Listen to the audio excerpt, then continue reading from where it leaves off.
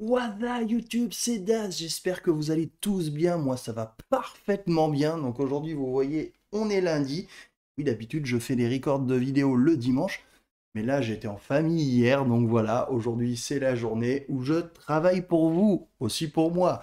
Donc, troisième semaine de la critique de Daz, on va parler de quoi cette semaine? On va parler de deux films, Kodachrome d'abord, ensuite Age of Adaline ou Adaline en français plutôt, et une série, une nouvelle série Netflix, The One, qui est arrivée en fanfare, voilà, qui a été mise sur les moteurs d'annonce, et je l'ai regardé, voilà, la première saison. Donc on va parler de tout ça, comme d'habitude dans mon petit décor, j'ai juste changé au niveau du cadrage, j'ai avancé par rapport à mon décor. J'ai un ami cinéaste qui va se reconnaître, coucou Greg, qui m'a donné des très bons conseils que je compte suivre bien évidemment, puisque c'est important d'essayer de me faire plaisir, mais aussi de vous faire plaisir. Voilà. Comme d'habitude, vous connaissez la chanson. Si la vidéo vous plaît, hop, le petit abonnement et le pouce vers le haut. Surtout, continuez à mettre des commentaires, j'adore y répondre, je suis super présent et je trouve ça génial. Et ben du coup, le petit générique comme d'habitude, puis après on se revoit. Allez, bonne vidéo!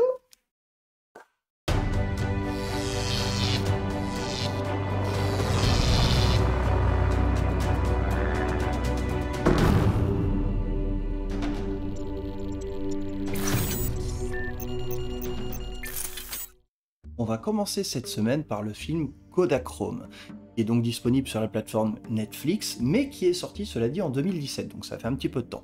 C'est un film réalisé par Marc Rasso, que je ne connaissais pas avant, avec par contre un casting assez important. Ed Harris, par exemple, ça vous dit quelque chose? Je pense que oui. Jason Sudeikis et Elisabeth Olsen, et oui, je pense que si vous avez vu ma première vidéo, vous savez que j'aime beaucoup la Miss Olsen. Voilà, il y a aussi Bruce Greenwood, enfin bref, pas mal de beau monde au niveau du casting. Donc qu'est-ce que ça raconte? Un père est atteint d'une maladie grave, il va bientôt mourir, et il veut réaliser son dernier vœu, c'est-à-dire d'aller développer les pellicules de son appareil photo dans le dernier labo Kodak. Alors Kodak, c'est une marque qui existait le temps de mon enfance, mais qui n'existe plus maintenant. Bref, c'est pour ça que ça s'appelle Kodachrome, tu me diras. Du coup, Elisabeth Olsen est son infirmière, ils veulent y aller ensemble, ce qui est logique, et Jason Sudeikis est le fils qui ne s'entend pas du tout avec son père. Et voilà, je vais pas plus loin, c'est un road trip, on va voir les trois, aller en voiture, passer d'état en état, etc. Tout simplement, voilà, on se retrouve comme d'habitude après un tout petit bout de bande-annonce, et puis on en parle. Bullshit. You think Picasso was happy? You think Hemingway was? No art worth a damn was ever created out of happiness, I can tell you that much. That's why we're all such miserable assholes. So you know you're a miserable asshole. What, you think I'm an idiot? Of course I know. Alors au final, qu'est-ce que j'en ai pensé de ce Kodachrome? Eh ben c'est pas mal sans être extraordinaire. En fait, le point négatif du film, on va dire, c'est le scénario. Ce genre de road trip, c'est vu et revu, l'histoire du père et du fils qui s'aiment pas, les conflits. Enfin voilà, ça malheureusement, il n'y a aucune surprise là-dessus.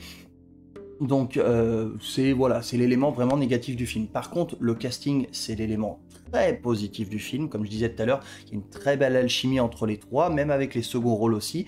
Ed Harris, c'est ce qu'on l'a déjà vu mal jouer dans un film. Bah moi je pense pas. Jason Sudeikis j'aime beaucoup. Et puis bah Elisabeth Olsen, de toute façon, voilà, vous le savez, je vais pas vous saouler avec ça.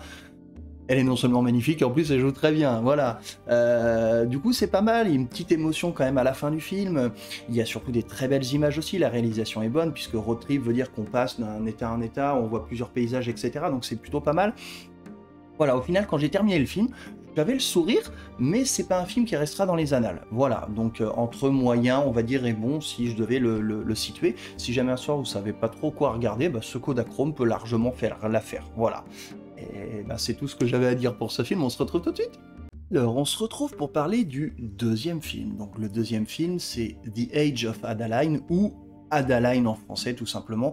Adaline, c'est le prénom du personnage principal de ce film, donc qui est joué par Blake Lively, ancienne Miss Amérique, et qui commence à faire son trou. Alors, évidemment, elle est mondialement connue pour avoir joué Serena van der Woodsen dans Gossip Girl, qui au passage est une série que j'ai adorée. Et oui, les hommes peuvent aimer aussi les séries pour les filles. Mais voilà, Gossip Girl, c'est bon. Hop, parenthèse fermée. Donc du coup, elle a joué dedans, elle a fait quelques rôles depuis, mais elle monte pas, on va dire entre guillemets, mais moi je trouve qu'elle est très bonne actrice, en plus d'être une belle femme. Bref, c'est elle qui a le rôle central, donc Adaline. En fait, je peux vous expliquer le pitch puisque c'est pas un spoil vu que c'est balancé dans les bandes annonces et partout.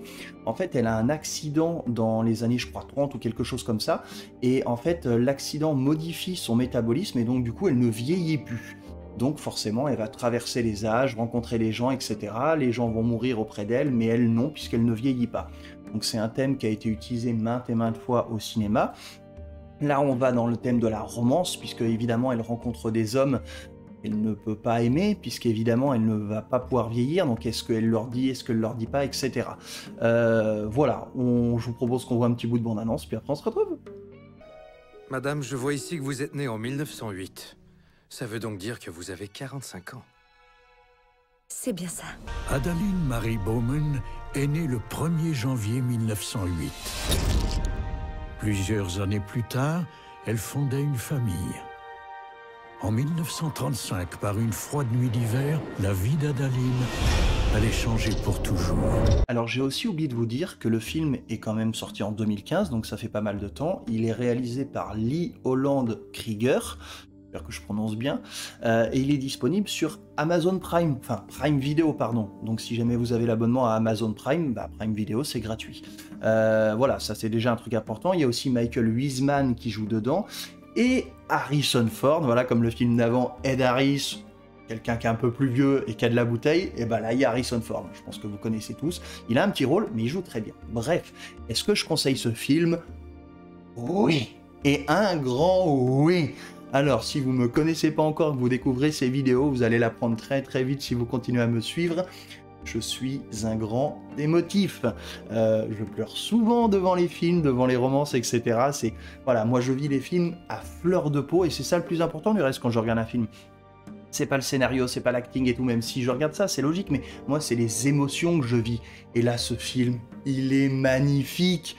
Donc si jamais vous aimez les romances, vous aimez les belles histoires d'amour, eh ben, foncez voir ce film, c'est une tuerie et je l'attendais pas du tout. Donc voilà, l'alchimie entre Michael Wiseman et Blake Lively est juste parfaite. Harrison Ford qui vient rajouter son grain de sel est pas mal aussi. Alors oui, malheureusement, il n'y a pas une surprise extraordinaire. Le scénario est pas, voilà, fabuleux, mais c'est pas grave, on a ce qu'on veut, on a une belle histoire d'amour, je trouve que les deux jouent, mais on a l'impression qu'ils sont ensemble dans la vraie vie, tellement ils jouent bien tous les deux, enfin bref. Il y a des beaux moments, c'est bien filmé, il y a vraiment des plans en plongée, la lumière est belle. Enfin voilà, bref, les critiques, faut pas qu'elles durent une demi-heure. Donc je vous le dis, foncez si vous aimez les histoires d'amour, même si vous aimez pas, tentez le coup. Enfin voilà, il faut aussi s'ouvrir à d'autres cinémas. Bref, moi j'ai littéralement adoré, le film s'est terminé, j'avais les larmes aux yeux. Enfin bref, c'est un bijou, donc foncez! Alors, la dernière chose dont on va parler cette semaine, c'est une série.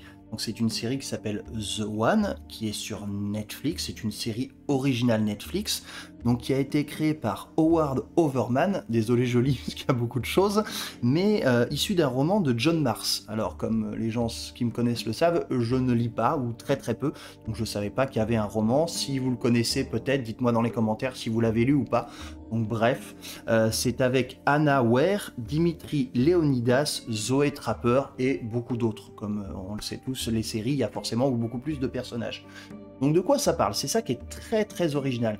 C'est une série un peu fantastique quand même, entre guillemets. Donc un groupe de personnes ont trouvé un gène qui est uniquement en nous et qui est partagé avec une autre personne dans le monde. C'est-à-dire que quand ces deux gènes vont être reconnus, entre guillemets, par une base de données, on est sûr de trouver notre âme sœur. Voilà, tout simplement. C'est-à-dire que vous faites un test génétique, vous prenez un poil de barbe, des cheveux, tout ça, etc. Vous l'envoyez à la société et vous vous renvoyez en disant, voilà, telle personne qui habite, je sais pas, au Japon, en Afrique, aux États-Unis, n'importe où, de tel âge, enfin bref, et votre âme sœur. Voilà, donc on part de ça. Et donc du coup, Rebecca, qui est la présidente de la société, est évidemment mondialement connue. Ça fait des dérives, pas des dérives, enfin bref. Ça part de ce postulat-là. Je vous propose qu'on regarde un petit bout de bande-annonce, puis on se retrouve après. I have a secret that I want to share with you. A single strand of hair is all it takes to be matched with the one person that you are genetically guaranteed to fall in love with. Right now, you're selling me a fairy tale. This will change relationships and dating forever. They won't ever be the same again. Donc parallèlement à ça, dans la série, ce qui a l'importance, c'est qu'il y a une enquête policière. Et ça aussi, c'est ça que j'aime bien. Au tout début, il y a le corps d'un ancien ami de Rebecca qui est retrouvé mort.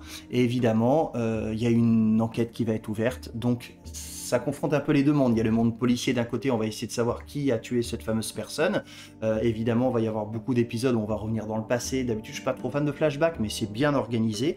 Et évidemment, surtout, on va nous dépeindre cette fameuse société, The One, qui, comme ça, boum, d'un seul coup, peut te faire trouver n'importe quelle âme sœur dans le monde.